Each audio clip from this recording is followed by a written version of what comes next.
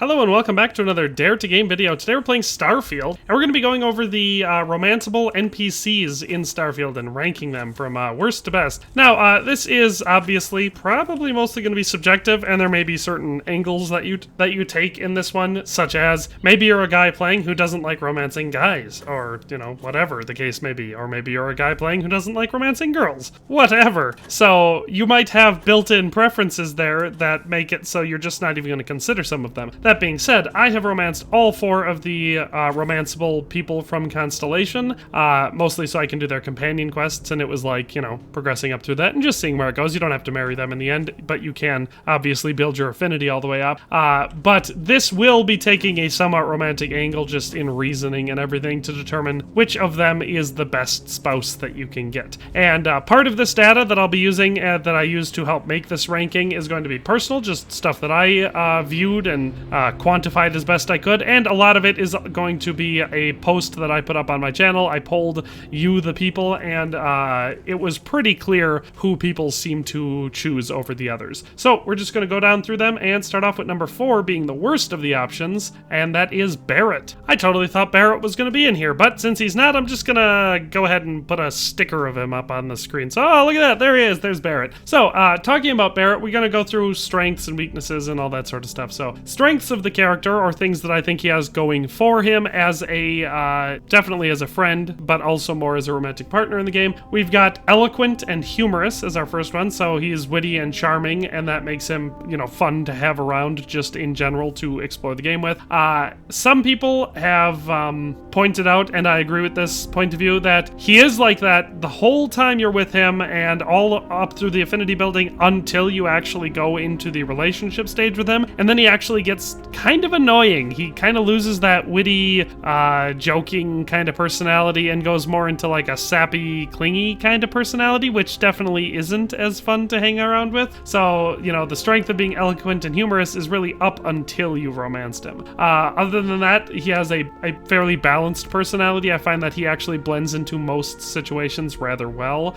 Most of the time he's going to be humorous, but he can also be serious when the situation calls for it. So you never really run into a lot of situations with Barrett where it feels like, you know, he's in the wrong place, a square peg being jammed into a circle hole, that type of thing. So I find that his balanced personality makes him enjoyable and, you know, not nonsensical to participate with you in most of the missions, and of course if you romance him, to go down that path. I think that he works in any setting in the game. As far as weaknesses for him, he does have personal baggage. He comes with a past that might require players to be understanding and patient. Again, don't want to spoil that. It comes through as you build affinity with him, but he does have some baggage with him that might annoy you, especially on multiple playthroughs, so be aware of that. And moral flexibility. So this one, he doesn't mind bending the law a little for positive outcomes, which might not resonate with players who prefer a strictly lawful approach, but at the same time, he doesn't really offer a flip side of that coin. He's not a rogue. He won't go along with everything you want to do, which is annoying. I wish they would have included maybe 2 straight-laced companions that you could romance and 2 not straight-laced, so people that you could easily be a space pirate with and they're not going to constantly rag on you. He's slightly more morally ambiguous than most of the other options, but not all the way, so he'll still get all pissy with you. So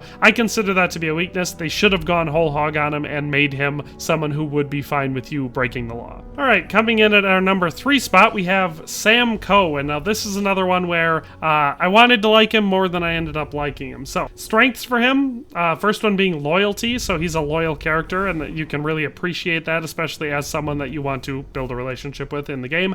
He's deeply devoted to his daughter Cora, so that shows commitment to loved ones, or at least that loved one, and I think he exudes that type of energy all the time, so you never feel like he's hiding something from you, I guess is basically what I want to say there. He's skillful, so as a former Freestar Ranger, he is a competent fighter, so it's not bad having him in a fight. Most of your full-on frontal type fighting, that is, he's not great at stealth or subterfuge or anything like that, but he's good for having your back in a all-out firefight, so I definitely like having him there for that. And I would say charm, so he's not only skilled, but he's also charismatic. He's interesting to have around. I like the way he talks. His conversation dialogue options are actually usually pretty good. They don't feel jarring or off-putting or disconnected from the reality of the situation you're in. So from a narrative perspective, I like that, and I do find him to be a more charming annoying character. As far as weaknesses, he comes as a pair, so any relationship with Sam means accepting Cora into your life, which might not suit players looking for a more individualistic romantic experience. In the game, it's obviously not as complex as in real life. Really, it just comes down to being kind of annoying having them on your ship. I don't want to be a dick, because it's not like I hate kids or anything like that. I love my kids, and in real life, I understand how important it is to have kids, just in general. But in the game, it's kind of annoying having her on the ship, because it results in you doing these things, like you'll be in the middle of this tense cutscene, or you'll just have landed at, or come into orbit for a planet or whatever, and then you'll have to sit there and listen to this unskippable, unmutable dialogue of Sam yelling at Cora for not having her room clean. It's super annoying. I don't like it at all. And not only that, it makes you feel negligent if you go into like space combat, because now you've got this kid on board that, you know, is a child and you should not be endangering, and you're like, I'm gonna go fight these space pirates. Then you hear her in the background, I want a new book, or something like that when you're in a firefight.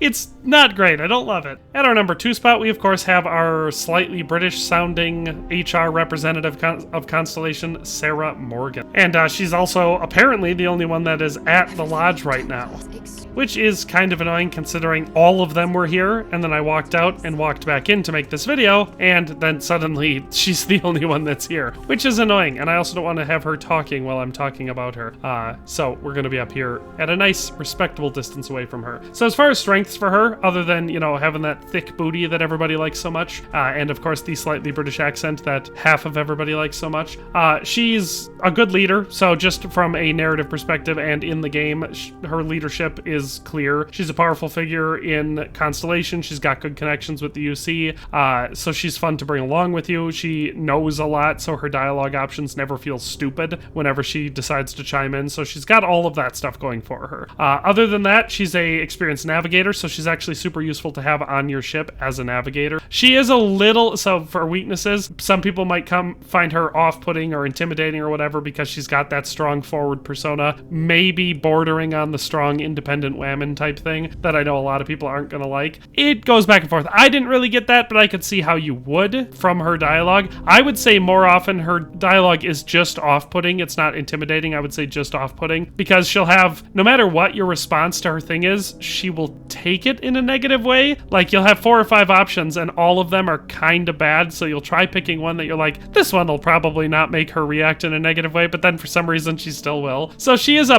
bit off-putting. I can see how people would get that. So that's definitely a weakness of her, at least in my opinion. So again, I would say that her personality can be a bit grating. That being said, those weaknesses kind of get negated once you've romanced her, because once you've gotten to the point of romance with her, she is a very likable person. Like, she opens up, she gets much warmer, she doesn't have nearly as much of that jaded chip on her shoulder personality type thing. Her dialogue options feel a lot more organic. I don't know if maybe the writers were different people that wrote these different sides of her story, or if maybe they just didn't know how to write someone that was a friend and not a romance option. Whatever the case is, I find she makes a much better romance option than she does a friend, and like I said, she's got that slightly British accent and that thick booty, so you gotta love her. She comes in at number 2. As far as where to take her along, what storyline she fits in the best with, obviously she fits into the Constellation storyline, being kind of like the leader of Constellation. For the other factions, the UC Vanguard storyline is obvious. And for her, since she is not in the lodge, we're just going to be standing on her bed in her room. I'm sure she wouldn't mind. We're talking about Andreja. And now this one, other than the weird name, but I guess it makes sense given that she's kind of a weird character, or at least culturally very different than most of the characters in this game. Andreja is my personal favorite and seems to also be the vast majority of people polled because she won by a significant margin. I mean, her and Sarah swept the floor, beating Barrett and Sam by a huge margin.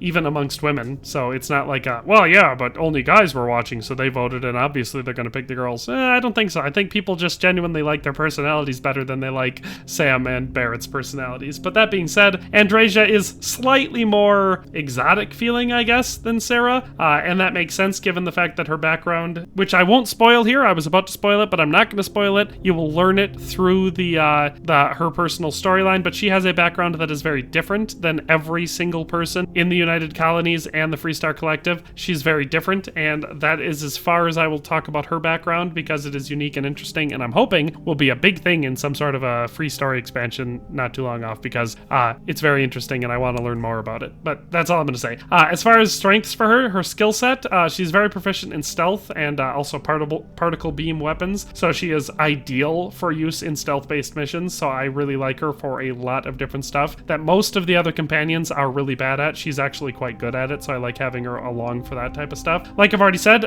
she's got mystery going for her. Her secretive past is intriguing, and it's going to make most people that investigate it want to learn more about it, so she kind of feeds you in drips and drabs about her backstory and what's going on and all that sort of stuff. Kind of the I haven't been entirely honest with you, etc. type of thing. And in most cases I would call it annoying, but in hers I was genuinely interesting. I was guessing, and my guess was right early on. I was like, I think I know where she's from. But I was happy to be right, and it was very interesting to learn more about that as you got to know her and she opened up more. And it actually felt relatively organic. Like, you had to earn her trust to get even the smallest snippets and to get her to move forward. Whereas in a lot of video games, you help one person once and they'll dump their purse out on your lap and be like, here's everything there is to know about me. I actually liked how long it took to get the full truth out of her for her to open up to you.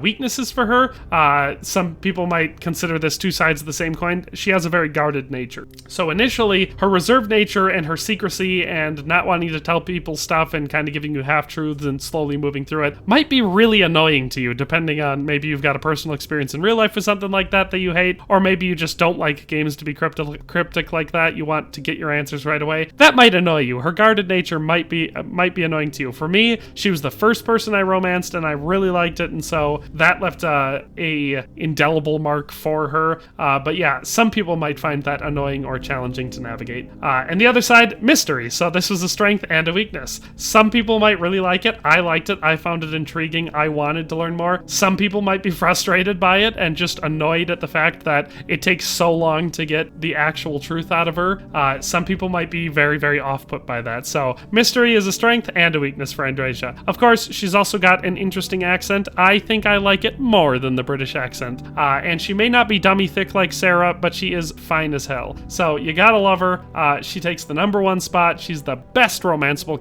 companion, in my opinion, in this game. And of course, since we've been putting a storyline that each one is best for her, it's Ryujin Industries easily. That's Andreja. She takes the #1 spot, and that is the end of this video. That's all 4 of our romanceable companions, or at least the 4 that I'm aware of. If you know of any other people that you can romance in this game, definitely let me know about that so I can give them a try, see if we can't make things more interesting. But with all that being said, thanks a ton for watching and have a nice day. We'll see you next time. Thanks for watching another Dare to Game video. If you liked this video, please leave a like and a comment. If you haven't already, be sure to subscribe to the channel. If you like my content and would like to support this channel, consider becoming a member today for as little as $1.99 a month. It makes a huge difference. But in any case, thanks for watching and have a nice day. I'll see you next time.